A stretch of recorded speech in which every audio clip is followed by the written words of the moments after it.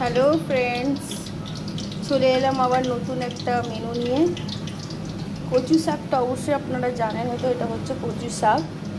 ছোলা দিয়ে কচু শাক করে আমি দেখাবো। এখানে দিয়ে দিলাম আমি সর্ষের তেল, দিয়ে দেবো তেজপাতা, আর দিয়ে দেবো গোটা জিরে। দেওয়ার পরে মিষ্টি দিয়ে নেড়ে নেবো।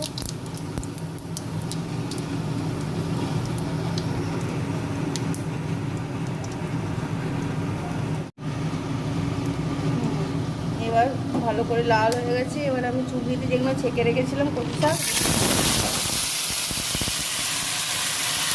এবার কচু শাকের মধ্যে আমি দেবো 1 চামচ নুন, আর এখানে হলুদ দেবো 1.5 চামচ।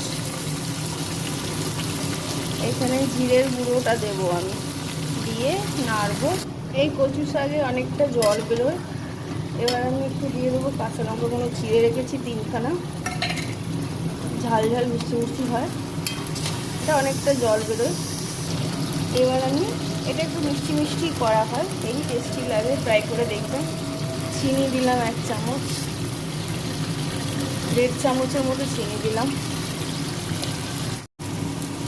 এই দেখুন কচু শাকটা মোটামুটি হয়ে এসছে, কতটা ছিল কতটা কমে গেছে। তারপরে একটু নারকেল দিয়ে দিলাম। এই দেখুন হয়ে গেছে আমার কচু শাক কমপ্লিট, ছোলা কচু। তার উপরে নারকেল দিয়ে দিয়েছি, নারকেলগুলো গ্রেট করে। ভালো লাগলে একটা লাইক করে দেবেন, দেখুন ট্রাই করবেন ঘরে। Thank you.